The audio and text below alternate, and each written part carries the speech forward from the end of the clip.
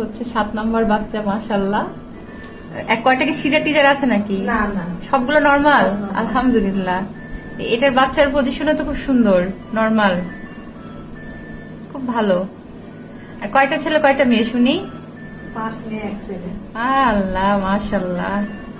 আল্লাহ আপনাকে আবার খুশি করে দিয়েছে। মেয়ে না ছেলে? সবই তো আছে আপা, তাই না? হ্যাঁ, সবই আছে। তাহলে মেয়ে ছেলে শোনার কোনো দরকার আছে? না, তারপরেও শোনার একটু দরকার লাগে না?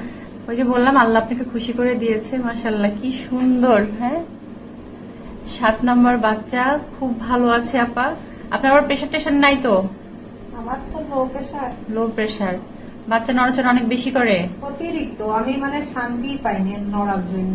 এই জন্য আচ্ছা। এই যে দেখেন, হাত দিয়ে কি সুন্দর হাতগুলা দেখাচ্ছে, আঙ্গুলি দেখাচ্ছে সুন্দর করে।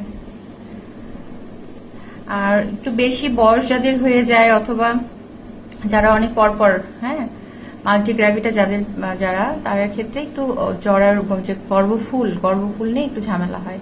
তো সেই অনুযায়ী আপনার গর্ভফুলটা খুব ভালো আছে, সমস্যা নাই। আর বাচ্চার হচ্ছে অঙ্গ যেগুলা, হাত পা গুলাও সবগুলো মাশাআল্লাহ ভালো আছে।